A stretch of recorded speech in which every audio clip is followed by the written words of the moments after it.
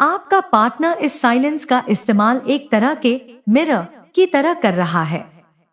जैसे वो चाहते हैं कि तुम खुद महसूस करो कि मेरी कमी क्या होती है और तुम ही आकर बोलो कि हाँ, शायद मैंने थोड़ी गलती की। इनके दिमाग में कहीं ना कहीं यह एक्सपेक्टेशन बैठी है कि आप खुद उनके पास इमोशनली खुलकर आएं। आप कॉन्फेस करो, आप सॉफ्टनेस दिखाओ, आप अपॉलॉजी दो, यानी इनिशिएटिव आप ले। और हाँ, उनकी कंप्लेंट्स आपसे काफी हैं, इतनी कि वो डेलिब्रेटली आपको ऐसी स्थिति में डाल देते हैं जहां आप इमोशनली एग्जॉस्टेड फील करो और फिर वहीं आकर उनकी तरफ लौटो। The hermit. देखो फ्रेंड, जैसे ही मैंने कार्ड्स खींचे, पहली ही वाइब बहुत साफ आ गई। यहाँ सिचुएशन सिंपल नहीं है।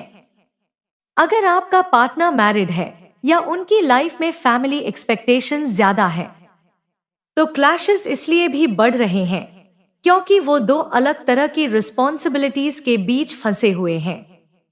अब सुनो, जो एनर्जी दिख रही है ना, आपके पार्टनर का एक स्ट्रॉन्ग बिलीफ बन चुका है कि तुम मुझसे हमेशा कुछ ना कुछ कंप्लेन ही करते हो। उन्हें लगता है कि चाहे वो कितना भी एफर्ट डाल ले, टाइम दे, अटेंशन दे, अवेलेबिलिटी दिखाए, समझने की कोशिश करें, फिर भी आप उनके अंदर कोई ना कोई कमी निकाल ही लेते हो। और ये बात इन्हें अंदर से बहुत इमोशनली ड्रेन कर रही है। वो सोच रहे हैं, मैं इतना दे रहा हूं, फिर भी ये खुश क्यों नहीं? मैं किसी भी तरह से परफेक्ट नहीं हो पा रहा इनके लिए। एक तरह से इन्हें ऐसा लगने लगा है कि ग्रैटिट्यूड कम है, एटीट्यूड ज्यादा दिखता है, और ये बात इनको हर्ट कर रही है। The hermit. तब पिक्चर और क्लियर हुई। यह कार्ड स्ट्रांगली दिखा रहा है कि आपके पार्टनर अंदर ही अंदर खुद को विथड्रॉ करने लगे हैं। नाराजगी से नहीं, बल्कि थकान से।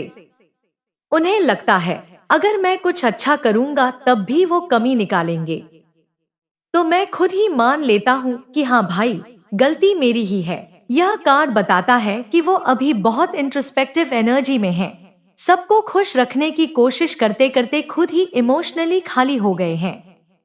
तो देखो, यहाँ मैसेज क्लियर है, आपके पार्टनर बुरे नहीं हैं, वो बस ओवरवेल्म्ड है।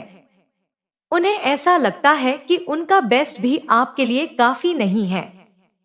अगर आप इस कनेक्शन को हील करना चाहते हो तो दो चीजें बहुत जरूरी है, थोड़ी अप्रिसिएशन, थोड़ा स्पेस, क्योंकि इस टाइम वो अपने अंदर बहुत फाइट कर रहे हैं और छोटी छोटी बातों से भी हर्ट हो रहे हैं। The chariot. आपका पार्टनर अब ऐसे मोड में जा चुका है जहां उन्हें लगता है कि भाई, अब मैं कुछ भी बोलूं, कुछ भी समझाऊं, इसका कोई फायदा नहीं है।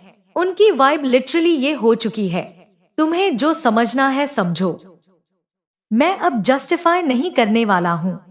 यानी वो थक चुके हैं एक्सप्लेन करके। अब वो खुद को इमोशनली पीछे कर रहे हैं। अब जिस एनर्जी की बात कर रहे हैं वो बहुत इंटरेस्टिंग है।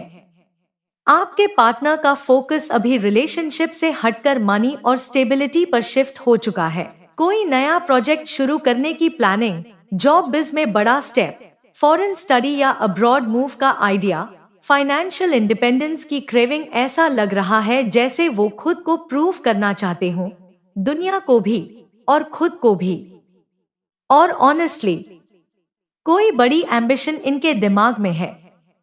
अब कनेक्शन की बात करें तो उन्हें लगता है कि आप उन्हें अब पहले जैसा जाने पहचाने इंसान जैसा महसूस ही नहीं कराते।